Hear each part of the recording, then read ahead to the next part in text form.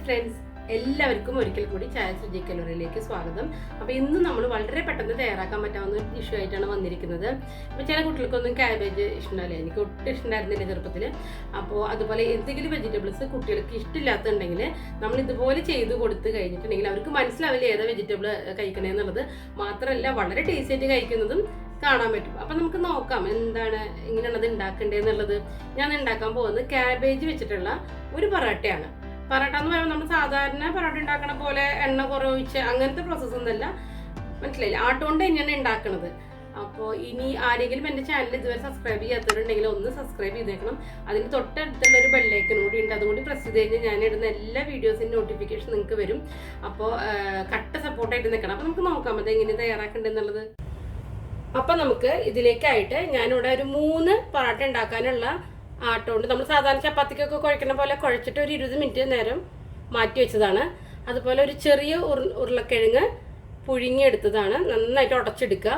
അതുപോലെ തന്നെ കുറച്ച് ക്യാബേജ് ഇതുപോലെ ചെറുതായിട്ട് വളരെ ചെറുതായിട്ട് അരിഞ്ഞെടുക്കുക. പിന്നെ നമുക്ക് വേണ്ടത് കുറച്ച് ഉപ്പ്, മുളക് പൊടി, പച്ചമുളക്, ജീരകം, ഗരം മസാല, കൊറിയാണ്ടർ പൗഡർ, ഇഞ്ചി. ഇനി നമുക്ക് ആദ്യം ഇതിനുള്ള മസാല കൂട്ട് തയ്യാറാക്കാം.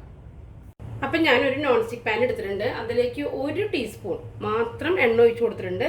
അതിലേക്ക് എണ്ണ ചൂടാവുമ്പോൾ നമുക്ക് ആദ്യം ജീരകം ഇട്ട് കൊടുക്കാം. ജീരകം ഇഷ്ടമില്ലാത്തവർക്ക് അത് അവോയ്ഡ് ചെയ്യാവുന്നതാണ്. അതുപോലെ തന്നെ നമുക്ക് ഇഞ്ചി ഇട്ട് കൊടുക്കാം.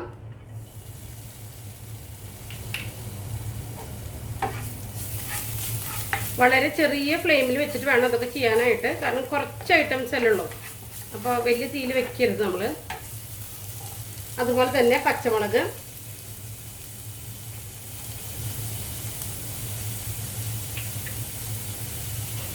ഇതിൻ്റെ ഒരു പച്ചമണം ഒന്ന് നന്നായിട്ടൊന്ന് പോട്ടെ. അപ്പോൾ പച്ചമണമൊക്കെ നന്നായിട്ട് പോയിട്ടുണ്ട്. നമുക്കിനി നമ്മുടെ ക്യാബേജ് ഇട്ട് കൊടുക്കാം.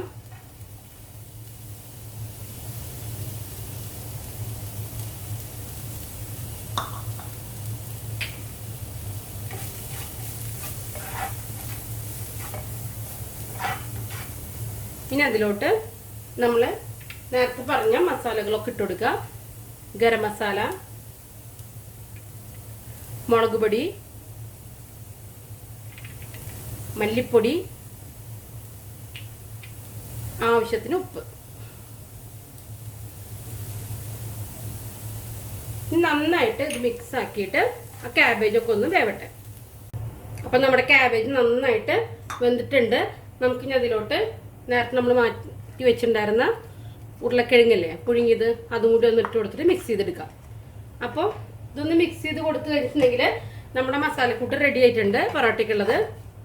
ഇത് നമുക്ക് മാറ്റി വയ്ക്കാം. അപ്പോൾ നമുക്ക് ഇനി നമ്മുടെ പൊറോട്ട പരത്താം. ആദ്യം നമുക്ക് നന്നായിട്ട് അതൊന്ന് ആട്ടമാവിലൊന്ന് തൂക്കിയെടുക്കുക. അത് കഴിഞ്ഞിട്ട് ഭയങ്കര നൈസായിട്ട് പരത്തരുത്.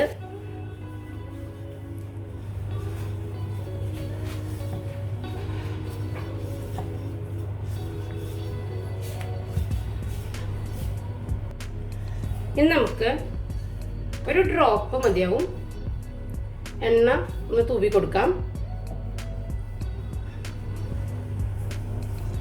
അതിനുശേഷം നമ്മൾ നേരത്തെ തയ്യാറാക്കി വെച്ചിരിക്കുന്ന ക്യാബേജ് ഉരുളക്കിഴങ്ങും കൂടി ഇട്ട് കൊടുക്കുക.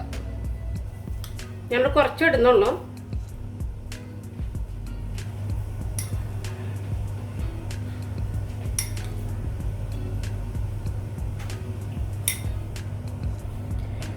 ഇനി നമുക്ക് ഇത് ഇങ്ങനെ പിടിച്ച്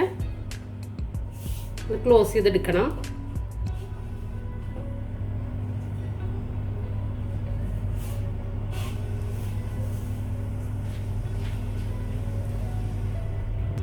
പതുക്കെ ഒന്ന് അമർത്തി കൊടുക്കുക. നമുക്കിത് വീണ്ടും നമ്മുടെ ആട്ടപ്പൊടിയിലേക്ക് ഒന്ന് നന്നായിട്ട് ഇട്ട് കൊടുക്കണം. എന്നിട്ട് വളരെ പതുക്കെ വേണം നമുക്കിതൊന്ന് കൈ കൊണ്ടൊന്ന് ചെറുതായിട്ട് പരത്തിയെടുക്കുക. അതിനുശേഷം നമുക്ക് വളരെ പതുക്കെ ഇതൊന്ന് പരത്തി കൊടുക്കാം.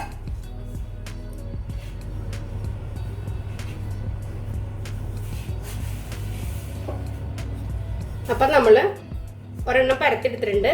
നമുക്കിനി നമ്മുടെ ചപ്പാത്തി തട്ടിൽ വെച്ചിട്ട് ചുട്ടെടുക്കാം. ചെറിയ തീയിൽ വെച്ചിട്ട് നമ്മൾ നന്നായിട്ട് ഇത് വേവിച്ചെടുക്കണം. ഇതുപോലെ ബാക്കിയുള്ളതെല്ലാതും നമുക്കിതുപോലെ തയ്യാറാക്കാം.